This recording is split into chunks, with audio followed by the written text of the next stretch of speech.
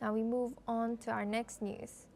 Wells Fargo suspends China travel after one of its bankers, Chenyue Mao, was blocked from leaving the country. According to reports, the move has sparked concerns among foreign firms about the risks of business travel to China.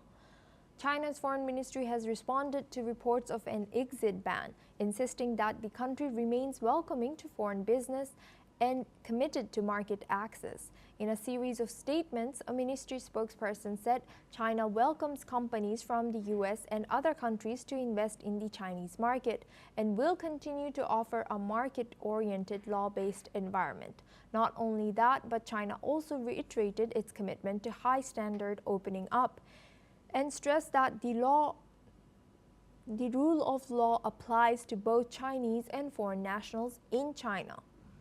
When pressed on the specific case involving the Wells Fargo employee, the spokesperson said they were not familiar with the matter. The comments come amid growing tensions over exit bans on foreign nationals in China and following U.S. calls for greater clarity and legal due process. Now we are joined for this discussion by Andrew K.P. Long. He's a China strategist joining us live from London. Thank you, Andrew, for joining us. Good to see you. Now, the Chinese Foreign Ministry claims commitment to rule of law and business-friendly environment. How do these statements align with the growing use of exit bans and legal capacity facing foreign nationals?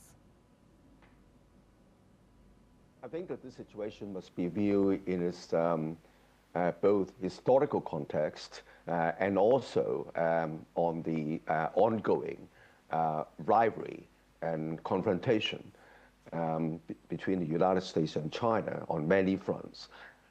But as far as business is concerned, there is no doubt that the Chinese economy has benefited from opening it up to the outside world since the Chinese leader Deng Xiaoping opened up China to the rest of the world.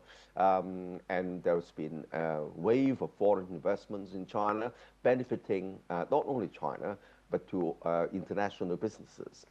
And this is momentum is carrying on. However, there's also increased sense of national security. Of course, there are always foreign agents operating in China. And this happens not only in China, but in other countries as well. And foreign agents doesn't mean necessarily Chinese agents, but also Western agents operating across the world. So I think that each case must be looked at in its own particular circumstances.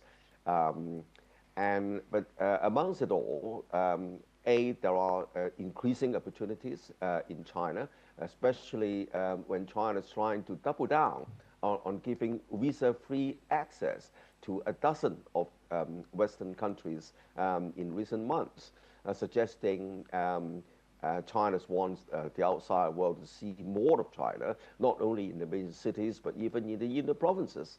But also, after the COVID pandemic, China really wants to open up a lot of its sectors, particularly on such sectors as maybe education, maybe wealth management, and this is positively received by foreign businesses. And the American Chamber of Commerce recently published its a recent survey. It's out only last week, and it paints a picture of a calibrated kind of view.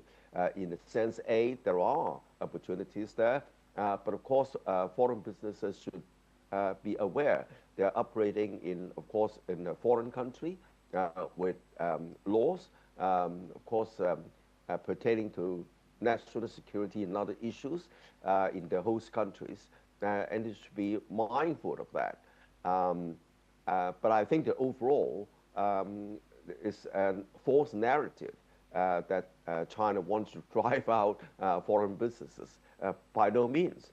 China do welcome foreign businesses, and foreign businesses continue to benefit from investing in China. It's just that both sides need to be aware of where they're coming from, and of course the increasing confrontation and rivalry between the United States and China across the board.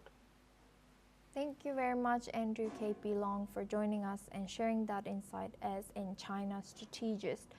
Now we move on to our next news. An uncontrolled wildfire has burned outside of Madrid, sending a giant cloud of smoke over the Spanish capital.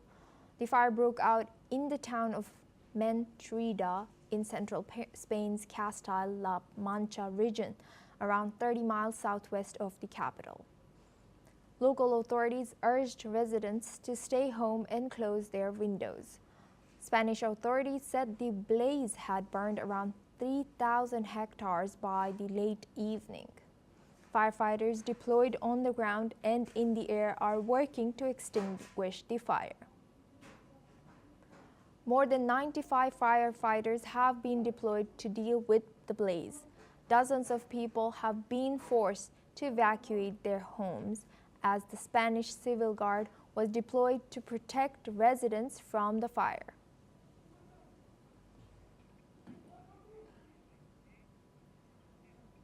Now let's take a look at some stories from the world